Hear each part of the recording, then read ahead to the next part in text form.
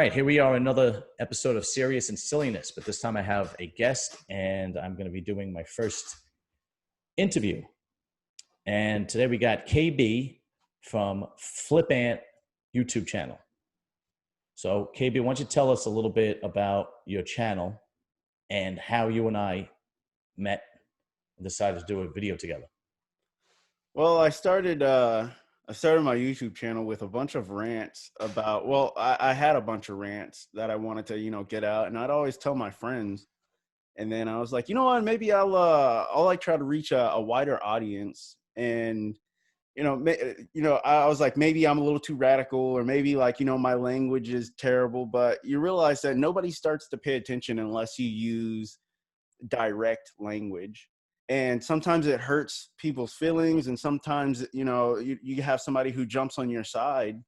And that's what my channel was built off of. Was I wanted to see the people who wanted to have a caveat to what I was saying, and I wanted to see the people who actually believed in what I was saying. And it's amazing how whenever you speak, you're like, oh, maybe that wasn't directly it, and then somebody tells you hit it right on the you hit the nail right on the head. And then you keep on going from there, and you don't let anybody persuade your ideas. You go, this is what I see. This is what I'm going to talk about today.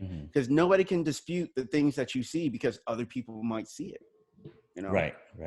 Yeah, that I agree wholeheartedly. I've noticed that some of my opinions can be controversial. If I don't think they are, I think they're the truth.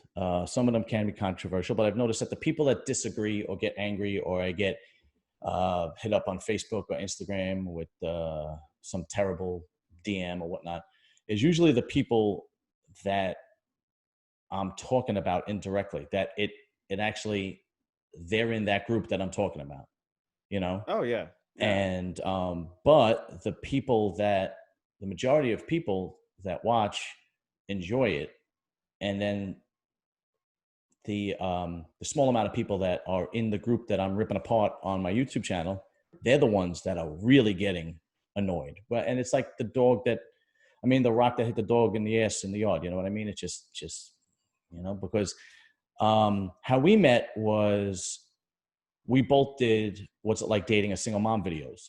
Yes, sir. And I hit you up because I watched your video. It was your stuff is pretty funny. You're like a funny dude. You got good delivery and whatnot.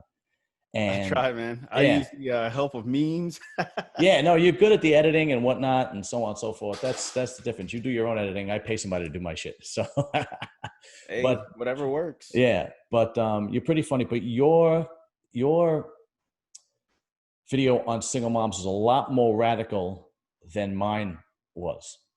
So I watched your video, and then I hit you up on Instagram, and I was like, I think it would be cool if we do a video together. And then that's pretty much how we got here. But your take on single moms seems to fit the MGTOW philosophy. Right. So would you consider yourself part of that demographic, if you will, for lack of a better term? I don't think we'll ever persuade all men to go MGTOW, which I've never been like a super advocate for it. I want nuclear marriages where, both parties do act right. But where I'm from, you have, and this is why I made the single moms video, is that if you have a single mom who wants a lot from a brand new relationship, and all they have to bring is like a kid from somebody else's relationship, and they do the whole victim role, but they want you to, or they think they deserve a better man, and it's like, hey, look, it's like you're already starting off in the negatives. At least you can do is be able to cook, be able to talk about how we're gonna raise this kid, because if this kid lives under my roof, there's gonna be some discipline, but you can't go, hey, this is my son. It was like, well, you can take your son and get out, you know what I'm saying? But if he's just your son, I get it, but you're gonna have to bend a little bit more as a single mother, right? Whenever you're talking about future relationships, you're gonna have to bend a lot more.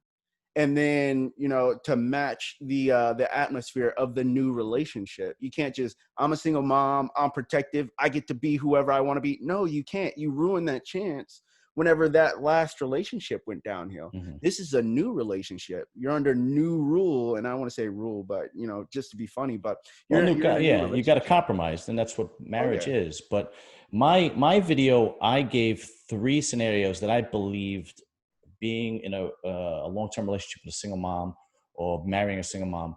I gave 3 scenarios where I think it would be fine. Right. But in your video, you did not. You basically just said, "Stay away." Don't do it. now, Don't do it. now my exceptions. I had 3 exceptions. Mhm. The first exception, it was if the woman is a widow. Now, barring he didn't get a husband didn't get to a shootout during a bad drug deal, obviously, right? But Right. let's say let's say she marries a military guy and he's a career military man and he gets killed in the active duty, or a police officer, or has a sudden heart attack on the job. I mean, these things do happen, right? Absolutely. My attitude was, as long as she has enough time to mourn and she's able to respect a new relationship, like you said, I don't think there's a problem with that, because sometimes it's just bad luck, right? Right. The other situation I said was, well, if you're my age, if you're old, because if you're dating in your late 30s, 40s, 50s, right? I'm 44. Then a lot of times the kids are big. They're out of the house, or maybe they're in college, or they're married on their own, and that doesn't really do much anymore. Like that's not a problem anymore. It's Right. basically just you and her again.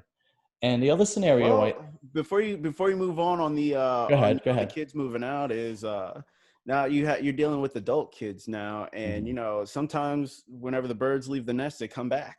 So now you're dealing with an adult kid that might be a little bit too you know, attached to the mother's hip, and I think that part is the one of the worst things you could do, because like now you can't kick them out, and you know the mom's gonna be Hmm. like, well, you know, this is my son, this is my daughter, they can stay as long, but they don't give them a timeline to get Yeah, on with their stuff, yeah, you know. They yeah. just want something definite. Yeah. Listen, there's no perfect scenario. Absolutely I not. completely understand.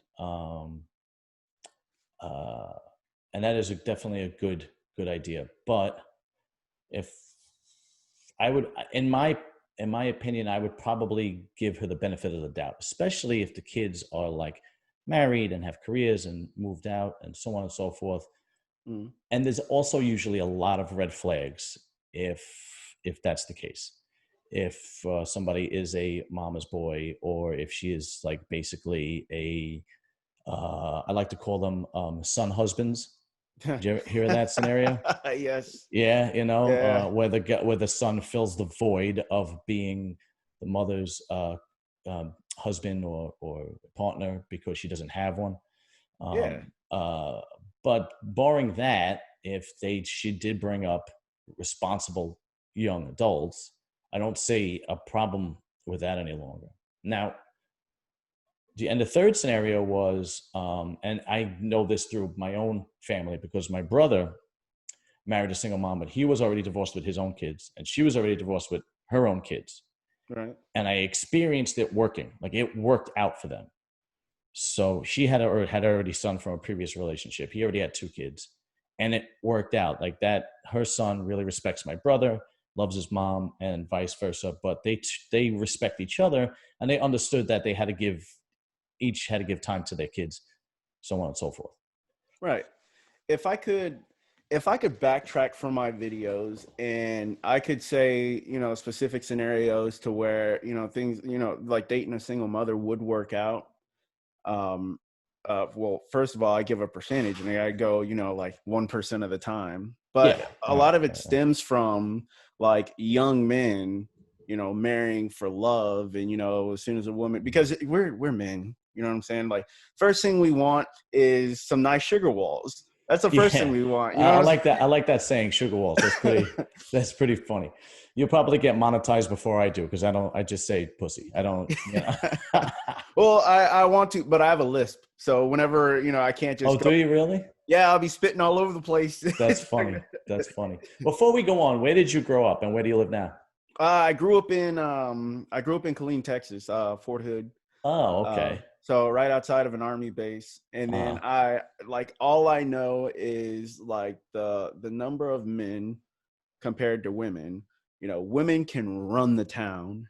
You know what I'm saying? Like women could get married 4 or 5 times within a year, mm-hmm. and nobody would even check them on it. They'd be like, "Oh, wait a minute, how many times were you married?" Like, because we're like, the shortage of women is just Mm-hmm. crazy.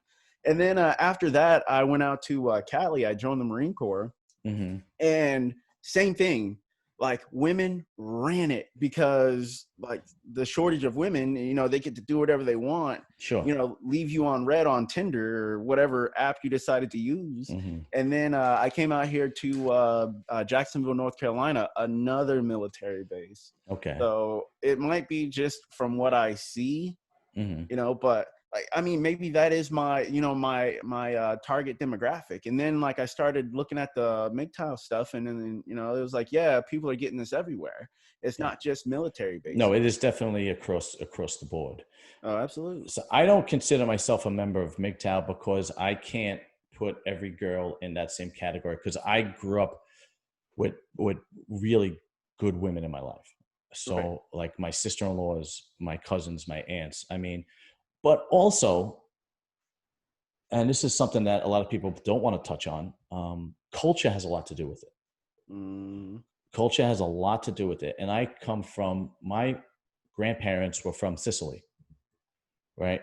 very So traditional, huh? so they have that old school value. But I've also seen girls grow up in that lifestyle and they become princesses, you know, because their daddy's little girl, and they become princesses, and it winds up actually ruining them. But women like my aunt, my cousins, um, who else?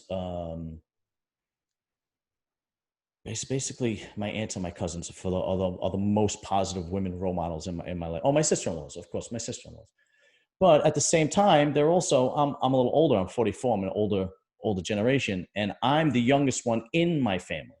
Right. So, and another thing that I noticed too is that the happier the relationships in my among my family, among my friends, is when the traditional roles are still in play. Exactly. So when the men are masculine and the women have a feminine role where they take care of the home and they are actually really good cooks and good moms and compassionate and so on and so forth, that's when it's very, very happy. So I'll give you an example. I come from 3 brothers, and my father was a very, very rough dude. We grew up in Brooklyn, and it was Bensonhurst, Brooklyn, and at the time it was all Italian. Now it's very mixed. All of Brooklyn is basically very mixed now, but it's very mixed. And my father was definitely the alpha of the family. He had 5 brothers and sisters. His oldest brother was a heroin addict, so his mother, my grandmother, relied on him to do everything, and he took the role, and he basically took care of everything, right? His little brothers and sisters, and so on and so forth, and blah blah blah. So obviously, my uncle dies very early because of the heroin and because of the heavy drinking and so on and so forth.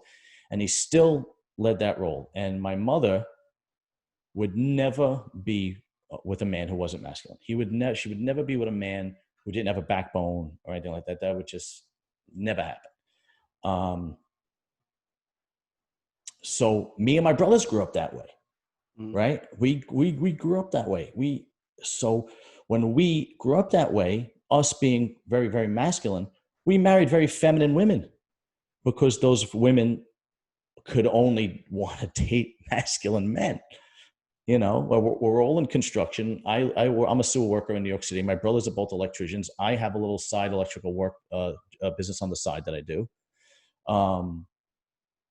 My oldest brother, I told you, he's in a bike club. My middle brother loves hunting. He goes hunting every weekend, and nobody knows where he is half the time.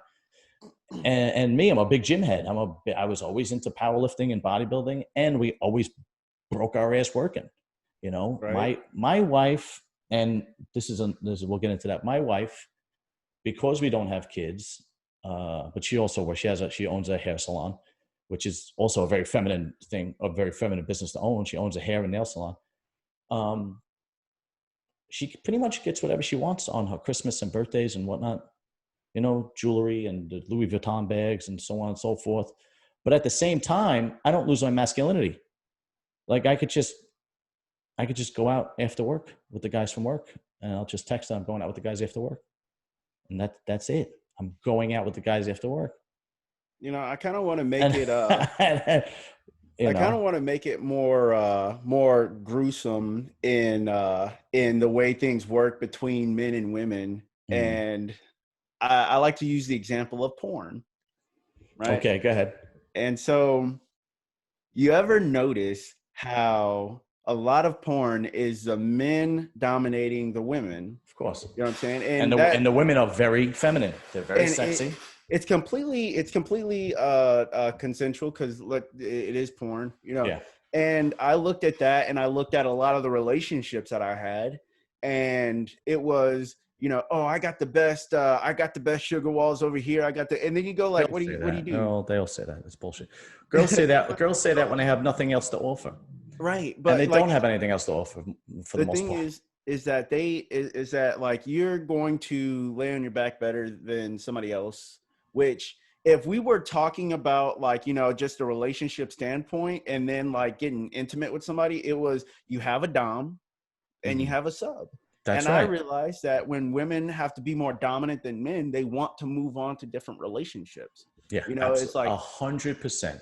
it When might it might be 100%. like right now where a woman And it's not even just sex. That is entire lifestyle. like the whole thing. And if you're not ambitious as a man and keep everything moving, you know, it's like, hey, we got this job, we got this money, we want to have that job and that money. Always Mhm. look up. And like in a relationship, there's no dead end. I've always said, if you're not in a relationship to get rich, why the hell are you in a relationship? Why are Right. you in a marriage? You know what I'm saying? Mhm. Why is anything? But there has to be a dom and there Mhm. has to be a sub. Now the Right. sub Right. has, you know, she has outlines too. You know what I'm saying? Like she is like, hey, I'd really appreciate it if you didn't do that, and you have to Of course, respect it. of course, you got to compromise. Yeah. One of the things I agree with you wholeheartedly, that a woman respects a man who has a backbone, and there are Mm. certain things where I listen. You got to pick your battles. You can't be fighting every day, right? Oh yeah, absolutely. But there are times when my wife says something or does something, and I just look at her and I go, "That is not happening. You could yell and scream as much as you want, not happening. Sorry, forget it." And the problem is, and here's the thing: me and my wife have a great relationship. We have a very, very, very good relationship. But I've no like I said before, I've noticed that when the man takes the masculine role and the woman takes the feminine role, things seem to work out better. Every time that the Mm. woman is dominant and the man is submissive, they are both extremely unhappy. You know what happens? Especially the woman. Yeah, the She woman gets wants. she Yeah, gets a Queen of Spade tattoo on her. It goes out and cucks the husband in front of him while he's holding the camera. It's like that's what happens when you're a submissive man. You uh, watching your wife take a knee from Tyrone, man. yeah. Yo, You are a little bit more radical. I was just gonna say that she winds up having an affair with another guy. I don't, but man. okay, all right. I mean, However, however it works, yeah, you know, it's still, because she doesn't respect a guy who lays down to her all the time, who yeah. doesn't stand up for himself. And you see, you want to see something funny? This is really, really funny. I was actually, before we started, I was actually doing a little bit of research, right? Mhm. How do we do this? Oh, there we go. Okay. All right. You can still see me, right? All right. Yeah, I see. Let's get rid of this. Let's get rid of that. All right. You can see me. Good. Okay. Okay. Uh, I was reading this article from Esquire, right? Esquire, women are.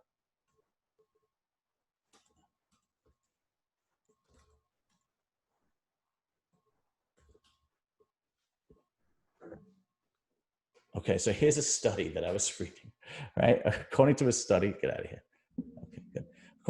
Come on. According to a study, women are actually happier with less attractive men, right? Mhm. So when you go down, when you read the study, right? When you go down and you read the study and you find out why. right? Let's see. Let's see. Blah, blah, blah, blah. Is this it? Commenting on a study, the results reveal that having a physical job may be a negative consequence, especially if those wives are not particularly attractive. Okay, let's go back down because they get into the research that the men actually. Come on, son of a bitch. Where is it? Where is it? I hate when these articles do this, man. But basically, let me see if I can find it. Otherwise, I'll just tell you what I read. No, forget it. I can't fucking find it. I hate when these, because these articles, they want you to subscribe and fucking click this and click that and everything, so on and so forth. Well, basically, what it was saying is,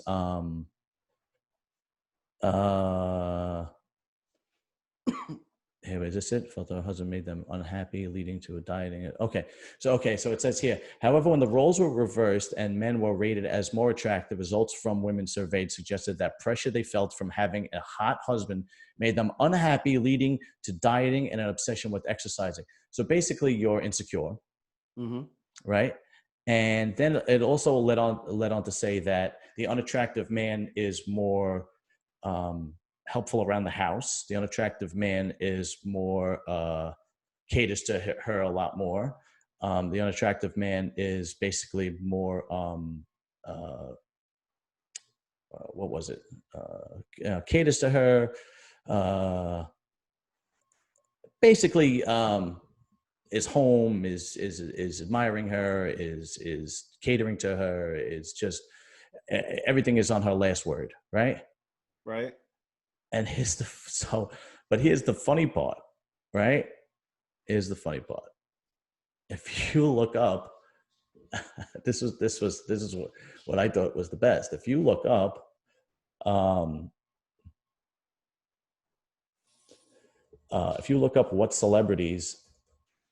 what male celebrities women fantasize about,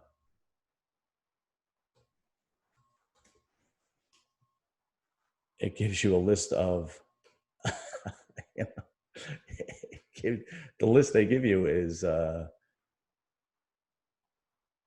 who's the first one that pops up? Who's that? I forgot this guy's name. That's not Ryan Gosling, is it? Yeah, that's Ryan Gosling. Yeah, the first one that pops up is Ryan Gosling, who's extremely good looking, right?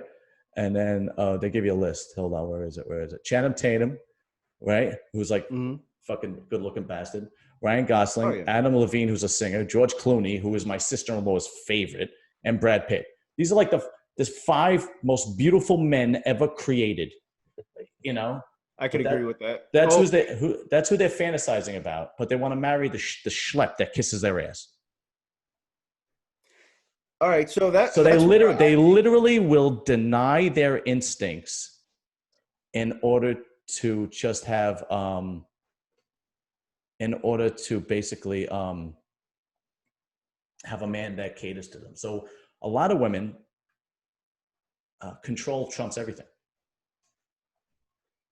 See, it even trumps their instincts. That's where I would have to disagree with a lot of it, because like there's some very attractive women that live around me, and the first thing that I thought about was my wallet whenever it came to what these women actually want. I mean, there's some down to earth beautiful women out there, but I'm talking about like tens and stuff like that are used to getting the attention, that are used to getting attention from people that live down in Wilmington, and Wilmington is a rich area. So they'll date they'll only have profiles on what is those the sugar daddy and sugar babies, stuff like that. They'll only have profiles where it's like, hey, view my OnlyFans. They'll only have profiles that lead you to paying them money. Yeah, but that is a select few of women you're talking about. I'm talking about the regular run-of-the-mill women that want to get married and so on and so forth. And usually, fat girls got OnlyFans around here. Wow. That's a niche market right there. But in my experience, I've seen plenty of very attractive women with guys that were not attractive. And coming from the bodybuilding fitness world, because I used to compete in bodybuilding. My last contest was in 2014. There was, in those contests, there's bikini contests, there's figure contests, and then there's women's bodybuilding too. But the majority of girls do bikini or women's figure, which is they're very attractive. The majority of the men that they are married to or they're dating or so on and so forth are not fit. They are basically catering to them and kissing their ass so they could live the lifestyle they are. They're backstage with them, with their holding on to the girls' stuff and catering to them and so on and so forth and blah, blah, blah, so on and so forth. And I see it in the gym. I've seen plenty of girls that are beautiful and they're with guys that are not as good looking as them. And they're catering to them. All the time. There's this one girl in my gym who I believe she's Ukrainian or Russian. I'm not sure. And she's very attractive. Works out like a beast. She's always in the gym. And her husband drops her off and picks her up from the gym. They don't work out together or anything like that. And then she got pregnant, and he was still dropping her off and picking her up. So on and so forth. And then when I finally saw him, he looked like a geek. He had his glasses on. He was picking her up from the gym, so on and so forth, and blah, blah, blah. And he wasn't in there working out with her. And that seems to be, and I don't want to hear, a lot of people jump right to, oh, he must got money. No. It is control. Control and manipulation trump everything. Now, that being said, those women target guys that are submissive. That was going to be my next thing. Are you sure that like their dynamic is going to go the distance? Like I honestly I don't believe that at all. I don't believe. No, if that girl is not getting piped by another dude, then she's about to get piped by another dude. She probably has a Tinder profile. Yeah. Women, in my experience, women only cheat when they believe that they don't have the best man they can get. If they believe that there is somebody else better or somebody else better looking or somebody more masculine or somebody they really want to fantasize about and so on and so forth, that's when they step outside the marriage. Men, on the other hand, we're just animals. We could just literally just do our thing and go home.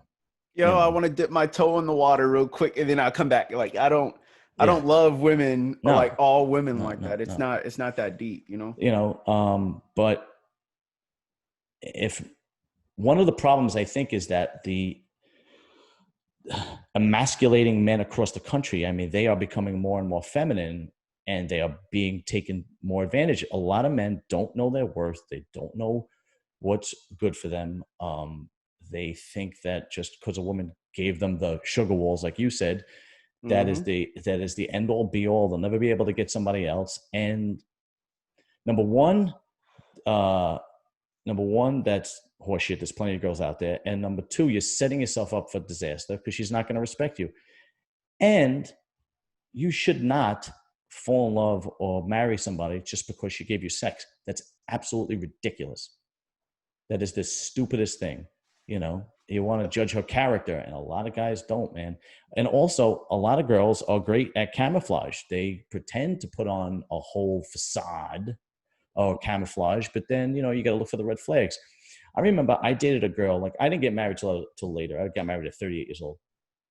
Before that, I dated a girl who was very, very attractive. She was very sexy. She was a bartender, so right away, And we went out one night and we went back to our house and we just went for drinks, and then she cooked dinner for me, and it was my birthday. She had this little birthday cake for me. And I'm like, okay, this girl is beautiful. She has a great body. She's a bartender. If your character was so fantastic and you were so compassionate, then why aren't you hooked up already? You're about to you ask the age-old question. What's wrong with you? Yeah, absolutely. So my attitude was, I'm just going to hit it and quit it because this girl's not, because the good girls that have good character and are compassionate and will be good moms and good wives, they get picked up like that. Oh yeah, instantly. They get picked up like that, because those are the type of girls that masculine men are going to go for, Kind of mousy, but in the eyes of in the public view is okay, they could tell who the man is, not who runs the relationship, but who the man is. Right. And, she'll let you speak up whenever it comes to money. She'll let you speak up whenever it comes. So if anybody comes over and asks, you as a unit, as a family, something, they normally talk to you. Right. You know what I'm saying? Right. They're not talking to her, and that's, you know, I'm gonna go ahead and throw it. Nah, I won't throw it out there. But like that's how I've always seen it. Any woman who spoke up above me, or who thought that she, you know, knew better, like it was like, really, you have to fall back and let me do me. Well, You know, those are the girls that are looking for somebody submissive, and those are the shit tests that they give you to see if you are submissive or not. You know, I mean, I went out with a girl that was an Italian girl this one time. I mean, the majority of my wife is Greek, but the majority of girls I dated were Italian because I grew up in an Italian neighborhood and so on and so forth. And we get out of the car and I'm taking her out and she is walking 3 feet in front of me. Like she wasn't even with me. Meanwhile, I'm taking her out on a date. So needless to say, that was the last time I ever hung out with her again, because automatically there's no respect. right? Immediately, that girl is looking for a submissive man. You think I'm gonna pay for your food after that display? I mean, that's just. I mean, you know, listen. I got off on a tangent. I'm going to go back to the story I was trying to tell before, and then I'm going to let you have the floor. I got a few questions I want to ask you. All right. So the example I was trying to give before is every Saturday after Thanksgiving, we have this tradition in my family. Like I said, my grandparents were from Sicily, and they used to make this candy only during the holidays. And obviously, my grandparents are you know, passed on. And so is my father, but my mother's still alive. But all my cousins and my brothers and my sister-in-laws, we still get together. And every Saturday after Thanksgiving, we get together and we make it like a Saturday night, and we all hang out and we drink and we have food, and we actually make the candy. And we make the candy the old school way with no power tools. My grandmother used to do it with a broomstick handle, you know, and it keeps it's the traditional values, and the women are happy. My wife loves it. She was talking to my sister-in-law today. What am I going to bring? Okay, I'm going to bring this to eat, and I'm going to bring that. And I'm going to make this. And the men basically just pay for everything. You know what I mean? Right. And it's a great time. But and like we were trying to say before, when you still have those traditional roles, people seem to be a lot happier. Now, I'm going to say one more thing. I know women work today, and a lot of women, like my wife, probably makes as much money as I do, maybe more, because she owns a hair and nail salon, you know, and she probably makes as much money as I do. Like I said, maybe more. But that being said, she doesn't lose respect for me. She still treats me like a man. So when I say to a woman, you know, don't you want to be treated like a lady? They say yes. Well, men want to be treated like men, and it doesn't matter the income, because if the income or the dynamic is different, then, you know, you have to keep that in mind, and you have to still treat each other with the same respect. So like on date night, before the whole COVID thing, so on date night, I would take my wife out. We'd go to a restaurant, you know, usually she would pick it because she's a foodie, and I'd still pay for everything. I'd still open the door for her, and so on and so forth. And at the same time, she still treats me like a man. But my wife drives a BMW that she pays for herself, and she owns a hair salon, and she makes a lot of money. But she doesn't forget that those roles mean something. Anyway, I'm done. Hey, man, sometimes you got to let it out, you know?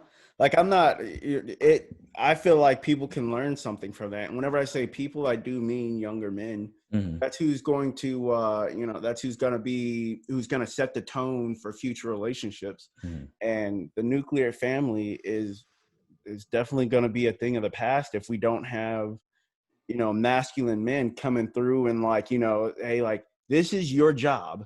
Mm-hmm. As a man, do your job. Yeah, it's getting worse and worse, though. It really is. Across the board, it's getting worse and worse. Because I see it with the younger generation. Anyway, okay, so I'm 44. You are how old? I am 28. Okay, so you're 28. You have this YouTube channel, Flipant YouTube.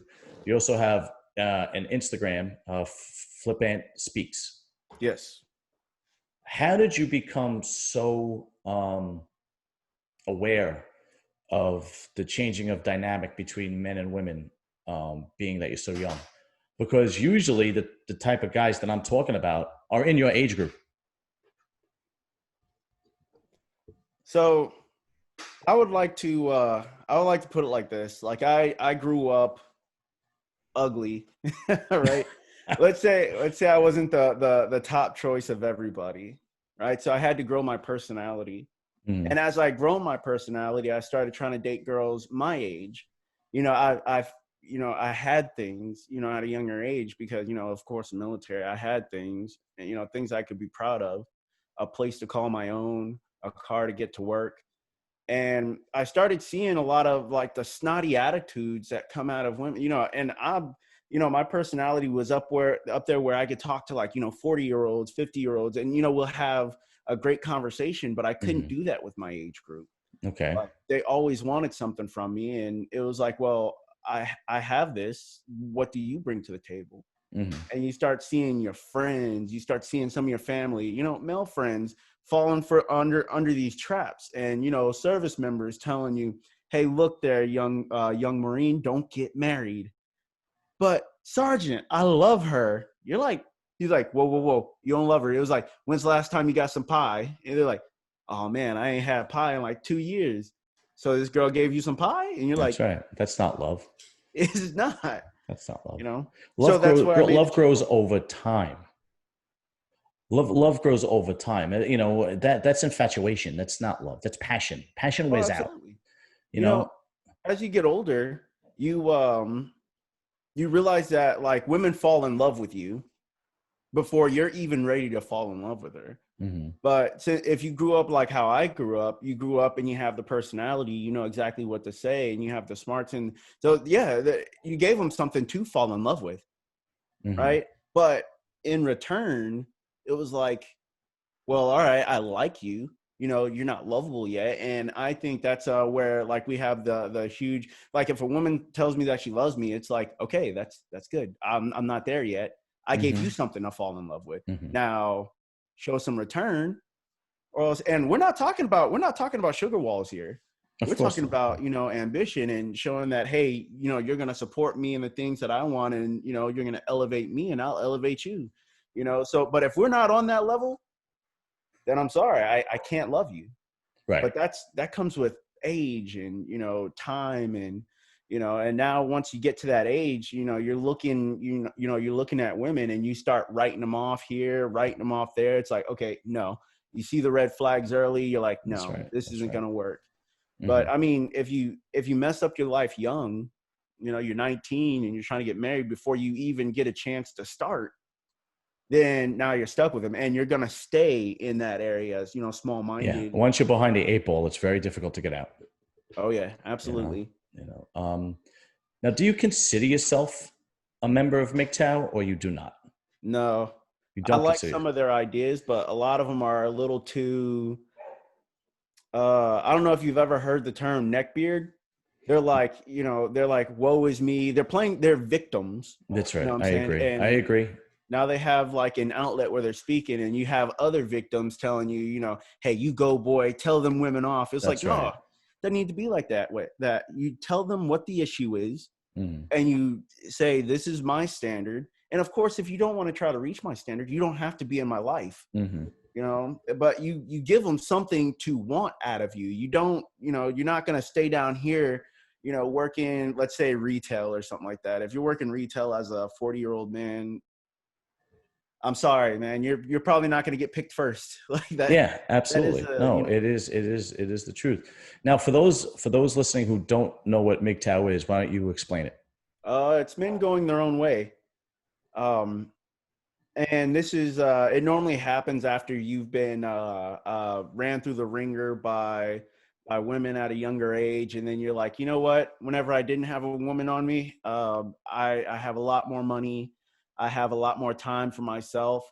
And like I Mhm. said, men that were ran through the ringer, but I think that's at a younger age. If they were just able to, grow up, spread their wings a little bit more, I don't think there would be a MGTOW. Mhm. It would just be a group of strong men, Right. dating women. Yeah, I think the problem with MGTOW is number one, uh, uh, these are men that are not very masculine. These are mostly betas, and like I said, they are targeted by women who are dominant. And once they decide that they are no longer interested, whatever the case may be. I mean, some women just basically want to get married, have a child, and they really don't care who they're marrying. And then you become nothing but like a side note, and they divorce you, and then it's a wrap. So they usually have terrible role models growing up. Usually either their father is not there, or their father is also a very submissive cuck, if you will. Mm-hmm. And I think that these men don't know how to read the red flags. And I truly believe it's because they aren't grown up with masculine. Some masculine I'll give you a quick example. When we grew up, my father would have been 85 years old. My father was very, very, very alpha, very masculine. And this was in the 80s. I was very young, but my brothers were. Well, my one brother was already graduated from high school, and my middle brother was 15 years old. So one day, my oldest brother says to my father, Dad, can I have whatever it was at the time, $20, $25? And we're talking about my oldest brother graduated in 1980. So we're probably talking about the early 80s. And he said, yeah, what do you need it for? He goes, oh, I'm going to go, basically they'd go to a house of ill repute, if you will. And I think it was in Coney Island in Brooklyn. I'm not 100% sure. This is way back when. So he goes, and the next time my brother goes to him and says, Dad, whatever. And this time he gives him $50, and he says, take your little brother with you, meaning my middle brother. And, let him get that out of his system. So anyway, my father would give my oldest brother would, my father would give my oldest brother to go to a house of repute. He would go with all his friends. They'd get in the car, and they'd go, and this was right before the whole AIDS thing, right?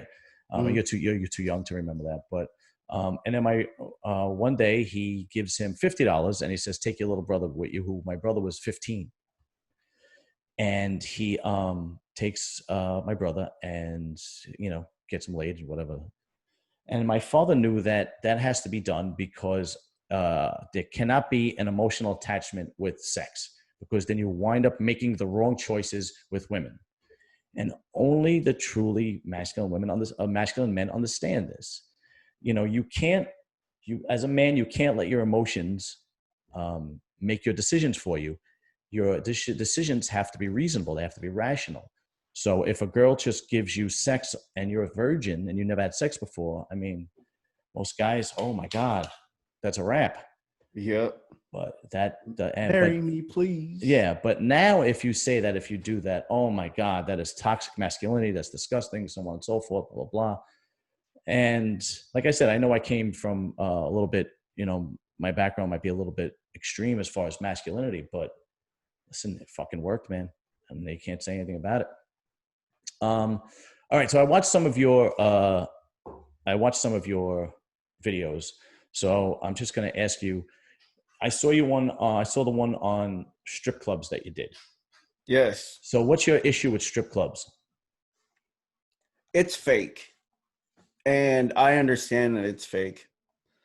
But like, other than that, like, I don't venture strip clubs. And like I said, it's because it's fake. The only time I do go is whenever, like, let's say I was in a motorcycle club, and that's what we're doing that night. And the camaraderie was, but other than that, it's like, I really don't like how women present themselves in a way of like, hey, this is my job, I'm going to show you boobs, but as soon as I want to see boobs over there, you got an issue with it. It's like, you got to respect the strippers. It's like, isn't that an oxymoron? It's like, right. I respect women that, dress nicely, but, like leave a little bit to the imagination, like Maxim magazines. You know what I'm saying? So like, just being. I always went straight to the magazines that were wrapped in plastic. Hey, that's not what I want to see, but it's just the some of the arrogance that you have, with especially being around here, military town.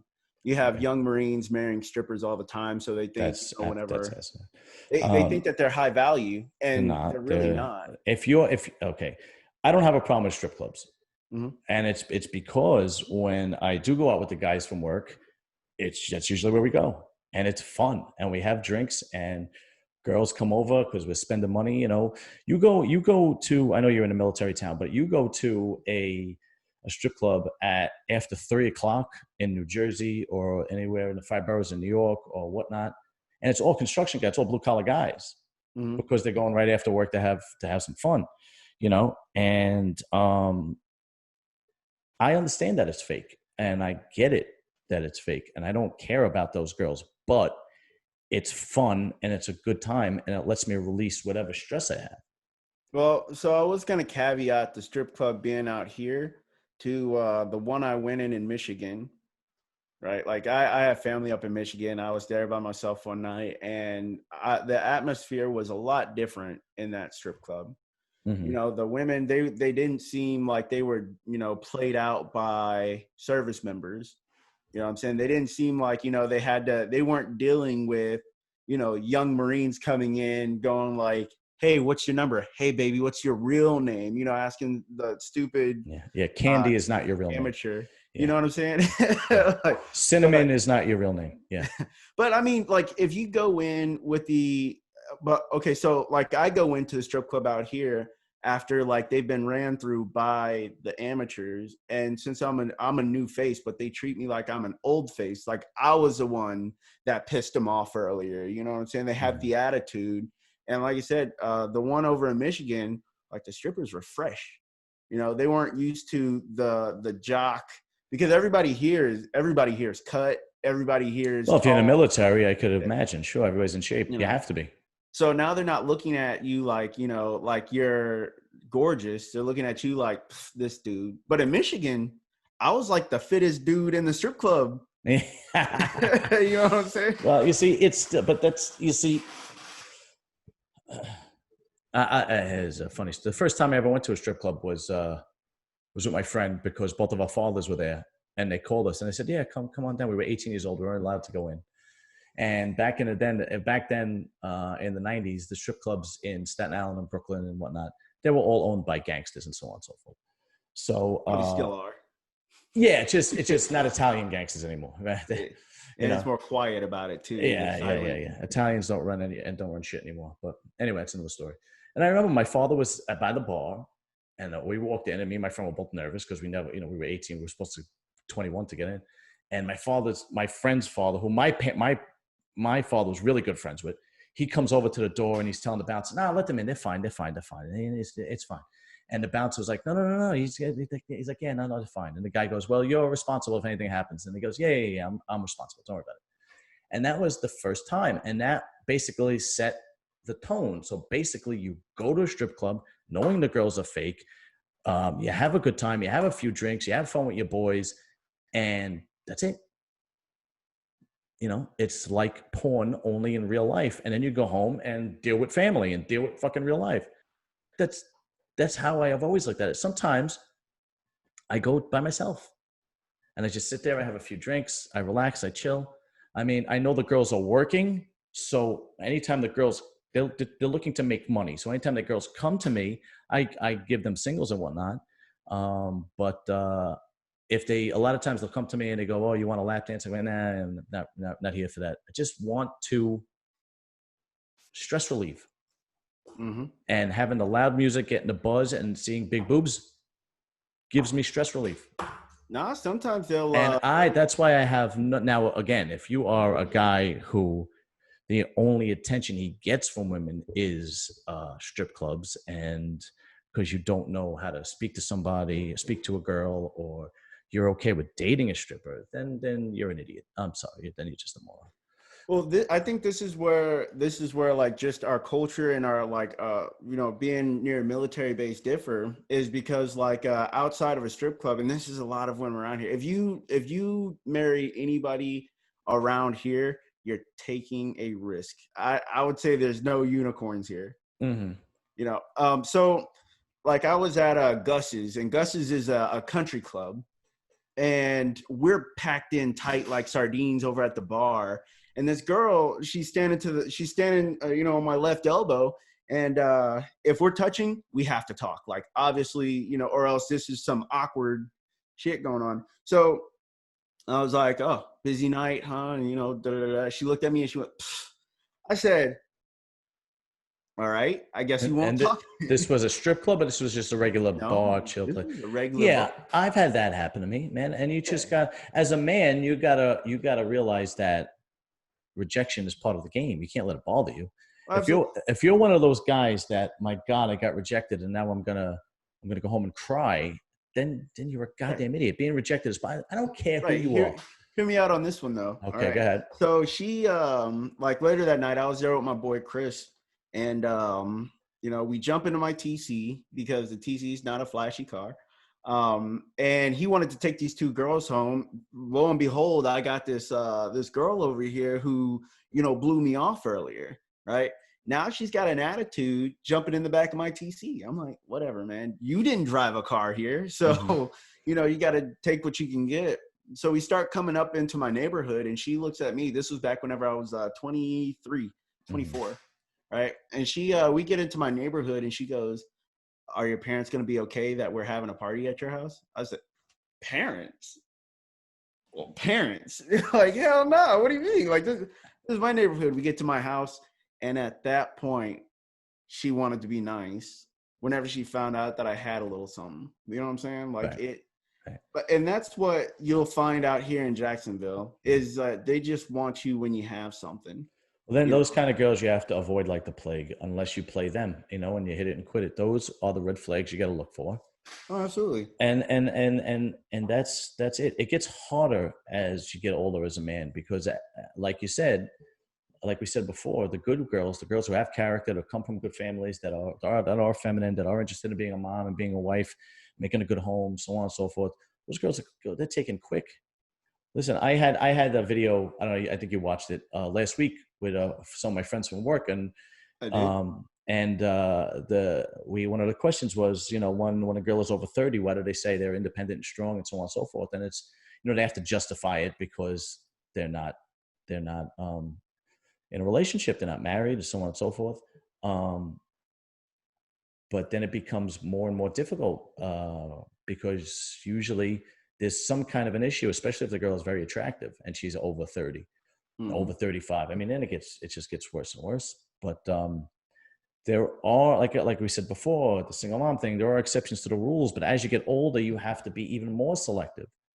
I didn't get married till I was 38 because my cousin used to call me a serial dater, and I was like, no, I'm not gonna just date. I'm not gonna just get into a relationship with the first girl I see. I mean, that's not gonna happen. You know, you ever see? I don't know if you ever jumped on like some of the dating sites, Well, back in the day, yeah. but Not recently. Obviously, one of I'm the married. biggest things that you would see on there is I'm looking for a relationship. Dude, I've been hearing that since I'm in middle school. Okay, every girl says that. Yeah, Every but every girl at every stage of their life says that. and They could I think they that's could be on wrong their deathbed. They could be they could be on their deathbed and be single, and they'd be like, I don't sleep around. I'm looking for something serious. I mean, that's it. I mean, when I remember, I was the only one. I was on a couple back then. I would be on fitness singles. I think it was. There was Italian People Meet, and then there was Plenty of Fish. And every one of the girls, even if I slept with them on the first date, that was in their profile. Not here to sleep around. I'm not one of those girls. Blah blah blah blah. It's all horseshit. They literally say it to justify it to themselves and to make you seem like you're getting somebody special. But like we said before, the special things are what comes in character. What's in a girl's character and how a girl treats you and how a girl is going to raise your kids and treat you as a man. That's special. Not sleeping with you. but since it's not taught at a younger age, right? Since it's not taught at a younger age, does it become the man's job at that point to teach them? Am I supposed to be out here teaching women how to be women? Like I, No. I'm You taught just how have to no. treat You just women. have to be. You have to be selective. You can't teach a woman because then it's fake. Oh yeah, Then it becomes fake. It's like that. absolutely. It's like the scenario I said before with that pretty girl that cooked me dinner and had a birthday cake for me and blah blah blah. That was fake. That was fake because if you were really that attractive and over 30, you would have been picked up. If you were really that way, you would have been picked up already. you know. Then do you say you don't date 30-year-old women anymore? No. Like I said, you just have to be selective. Selective, right? You got to be And selective. I'm As sorry, I'm just reiterating for some of these younger people out here because, you, like I a said, lot of that's one what of it the is. things that the younger guys have to understand is that when you're over 30 or over 35 and you're a single dude, okay, and you have a career and you're somewhat in shape and good looking, you have to realize, those guys have to realize that they're the prize now. The girl isn't the prize anymore. You're the prize now. Hey, watch yourself.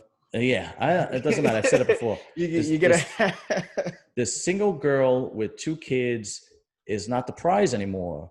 You're the prize, and you have the ability to be selective now. Those girls say they have the ability to be selective, but they obviously can't if a lot of men won't date them. Hey, you're speaking reality right now. Right, exactly. And that's And that's the type of stuff that I don't pay attention to anymore. Like, I don't think I've ever seen a video where you have like women just like, straight up shitting on men, talking about like, hey, we're valuable. We're the ones who, like, I've never seen a video like that. what do you mean? And You never seen a video like what? like where women like come on and they say like they are the most valuable thing. I think it's just said, no woman wants to get on the internet and speak like that. Or maybe that's just, it just doesn't show up on mine. But like, I know the reality is, hey, you want the protection, men, you want the money, men, you want to learn, you want to stay with the man and, grow with them. You have to learn how to be a woman. Yeah, it's true. It's 100% true. And um, we're all flawed. Okay, I am in no way perfect at all. And Bill Burr does this skit on how he's married and how apparently my wife is this perfection, and everybody could glance at her in a museum in this glass box, and I am this building that has just been under construction for 10 years, and I had 20 years, and I have work to do, and this scaffold around me, and I always need help. And one thing that you kind of have to like realize is that those women need help too, and unfortunately you kind of have to let them know once in a while. You got to say, listen, because guys don't want to fight, they don't want drama, right? Guys like when everything's like this, right? So if their wife comes home and no, they go, yeah, but what happens is they chip away at the relationship a little at a time. Women are better when their relationships like this. So every once in a while, you have to tell them, listen, I did this to my wife. I spend way too much money. I spend way too much money. And my wife tells me I spend way too much money. And she's right, but I corrected it. Okay. I just budgeted myself better instead of just spending way too much money. And then when she does something wrong, I tell her, I go, listen, when last time we had an argument and you told me I was wrong, I admitted I was wrong and I fixed it. Now you have to do the same. And she will go off on a tangent here. And you have to stay on the point and go, you could talk about whatever you want. You need to fix the problem because I did. And that's how a relationship works. We need to compromise and work at it. So you have whatever issue you're going on, you need to fix it as I did when you pointed that out to me. And they'll respect you better. They'll just respect you more. And, in the long run, women will respect you better, but most guys, they just don't. Oh my God, I just don't want that. I do this other joke where I'm like, I don't care if you're the leader of the Hells Angels. If you're in a 20-year marriage, sooner or later, you're just going to go, yeah, honey, whatever you want to do. I really don't care. It's fine with me. Yeah. You'll see it around. We have pagans, but Pagans are big in South Jersey because I live in Jersey now. Because we moved to, my wife is from Jersey, but I moved to Jersey with my wife years ago. Pagans are big in South Jersey. I don't live in South Jersey. I live in North Jersey, closer to New York City, because I work in New York City. But in South Jersey, there's a lot of pagans. And they're cool dudes. They seem to be the dominant motorcycle club now. Yeah. Yeah, it doesn't seem to be, because the Angels, I don't know if you know this, on 3rd Street in New York City, they had their clubhouse there for years and years. And I mean, I think since the 60s, they actually sold the building. They're not there anymore. Yeah. Yeah, I was like, wow, I was blown away. I was like, wow. You know, with the whenever you said sometimes you got to get back to them, and you gotta, you know, you just gotta lay it down and hold firm. Um, I have that same idea now. Whenever I tell my friends, I say, well, say this. What's the worst that's gonna happen? Yeah. It's like, what is But she gonna leave you and all your problems are gonna be gone? Like, yeah. What what is is she the gonna, worst that's you gonna know, happen? is she gonna beat you up? I mean, are you married to an MMA girl? What could possibly happen? She's just Yeah, gonna yell and scream and throw a fit. And your attitude is, you could scream all you want. Go ahead. yeah. Tomorrow morning we're still gonna be married. We're still Yeah. Yeah. in the house. Like, That's what, well, there's a great, clinical psychologist and professor in Canada. His name is Jordan Peterson. yeah, I know And yeah, and he says, in marriage, you are committed and you can't go anywhere. So we are having problems. We have to fix this because we can't go anywhere. Mm-hmm. Right. Unfortunately, that's not 100% true anymore. But, that's basically what it comes down to. And look, the percentage of not offending somebody when you have to bring up a problem of one of their problems or issues is zero. Okay. They are going to get upset, especially a woman. Mm-hmm. They're going to get upset. You have to deal with it, and you have to deal with it like a man. That's it, whatever. All right. I'm going to ask, do we have any more? You did this one funny video on, and I enjoyed it a lot. I watched it like twice. And it was the double standards on Instagram. I don't remember the title of the video. Do you remember the title of the video? You were basically talking about, how do I DM this girl? She has, and you had all these pictures of naked girls come up and so on and so Oh. forth. And you're like, what do I say? How do I possibly say this? And you were talking about how they have the nerve to tell you don't reach out to me, but meanwhile they're posting pictures in panties, bent over, so on, so showing their sugar walls, as you like to say. Yep. They So what want you, respect, but it like the way you want me to talk to you, it's like you got your butt cheeks spread open and you're sitting there like, yeah. all right, so do I go, hey, you want coffee? Do you want to go to like Yeah. Yeah. but yeah, you It's become the creep at that point. treat me like a lady, but here's my nipple. Yeah. Yeah. Like I'm sorry, I can't. Like most of my relationships I've had were with women who are very modest, or at least they pretended to be. 'Cause, all relationships end in horror. That's Of just how course. it's supposed to happen. Yeah, it's the truth.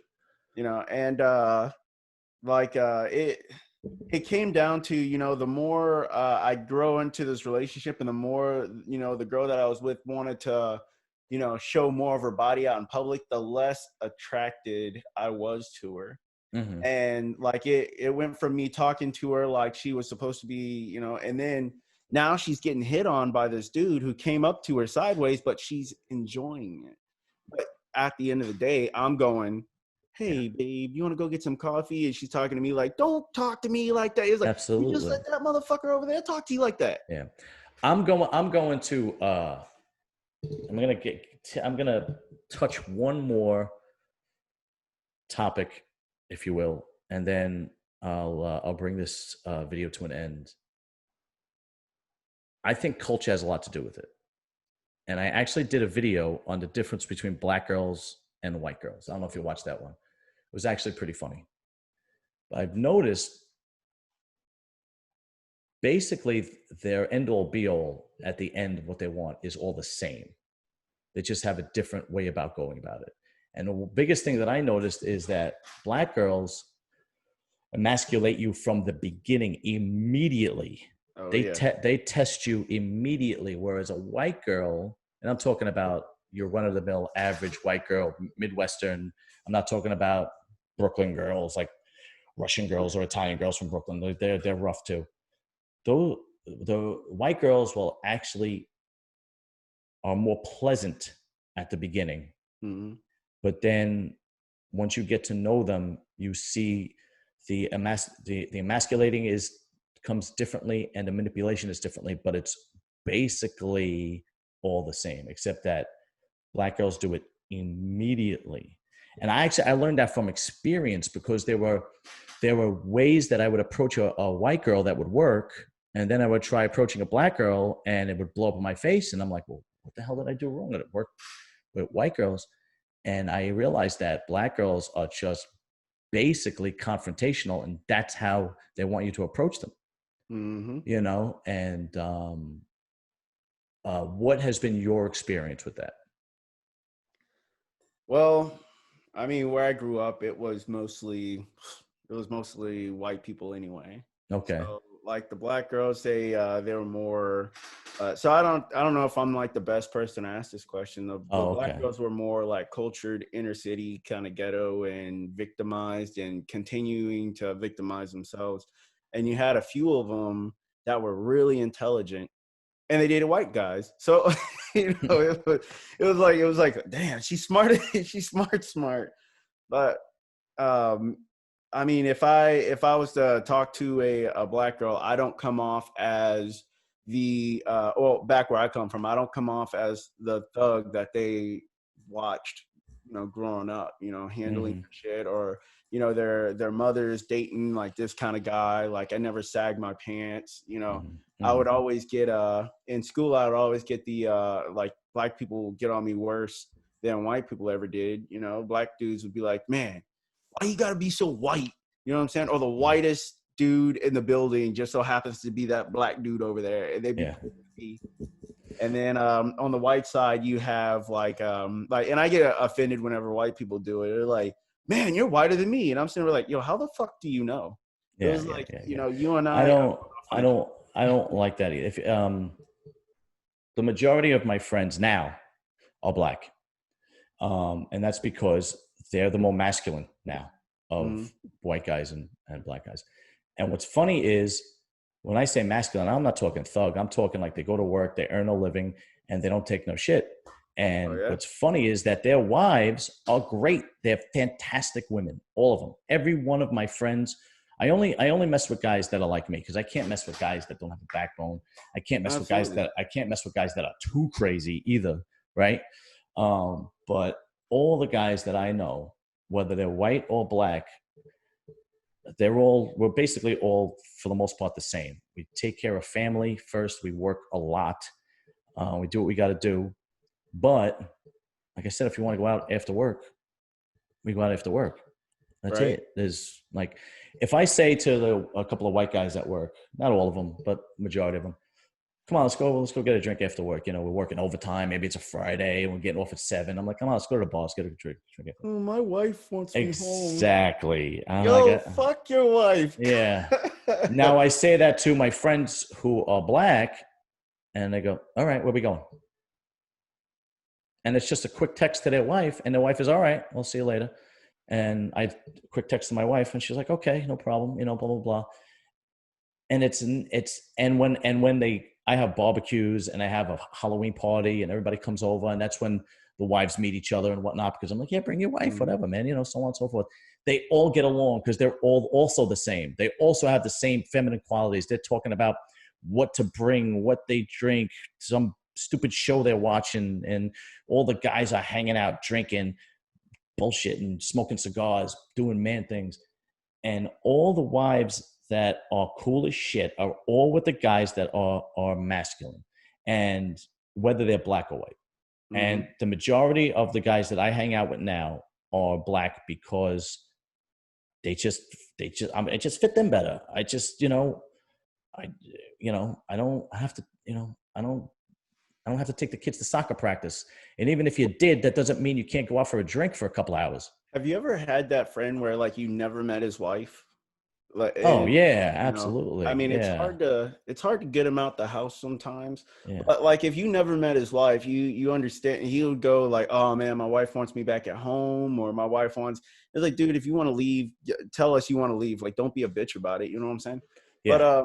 But for the most part, whenever you do meet his wife, and his wife is kind of this shy, off to herself, but as soon as she opens up, you understand. It's like, oh damn, you run shit. Yeah. You know what I'm saying? So it makes you look at that friend a little different, going like, dude, man, like I get it, but your wife is kind of a bitch. I would never tell him that his wife, but she's acting kind of cunty. No, it's true. Truth. And like I said, I was invited, another scenario, I was invited to a friend's house from work. He happens to like the fights. We like the fights. And this was a few years back. And he's like, yeah, bring your wife. My wife will be there with her sister and whatnot. And my wife was there with me, and his wife was not sociable to my wife at all. She just stood in the kitchen with her sister, and she didn't say, hey, come join Alyssa, come join us, come hang out, come have a glass of wine. No, she was and they had kids, and the kids are running around like crazy. And my friend is the one chasing the kids around. Meanwhile, she's just sitting there in the kitchen drinking wine. And it's me and my wife. And I have to sit there and keep my wife company now, because she's basically not entertaining her, because, I'm not going to do that. It's one of those, she doesn't want to accept her in that group of her and her sister, She doesn't want to accept her role. You go ahead and say it. Yeah. And I never went back there again. And I would never put my wife in that situation again. But with the guys that I'm cool with, that real cool with, that's what happens. The wives are hanging out, having a good time, so on and so forth, blah, blah, blah. They're drinking, they're talking about, they're serving the food, they're bullshitting, they're talking about whatever stupid New Jersey housewives, this one, that one, so on, so on. And it doesn't matter if you're black, white, Hispanic, it's the same. Mm-hmm. It's the same thing. If you are the masculine guy, you wind up with the feminine girl, and that's it. Before you take off, I wanna go back to whenever you said what's to blame for this is a culture. I'm more hypercritical of men than I am of women, because women, they want to be led, right? And it's just like you said with your friends, they want somebody who's going to have a path and travel along that path and grow and have money. They want that. And it comes from the days where men were the only ones that were able to work. Absolutely. Or able to have decent jobs, become CEOs. Yeah, absolutely. Because as long as you have a strong woman in your background who's supporting you, who's, doing all the things that, you shouldn't have to do whenever you get home, then you were able to keep that mindset and go back to work the next day. As long as she was able to provide some kind of relief for you whenever you got home and talk about your day, give you a massage, and send you right back out the door fresh, then she's you can't progress unless you have that in your corner, right? But I think where we fell off was whenever we started giving, let's say, women a platform to just speak on things outside their neck, talk right outside their neck. And then you have a bunch of men who go, yes, that's right, we're not worthy of you. We're not instead of the dudes going yo, shut the fuck. Are you eating? You're talking about the white knights.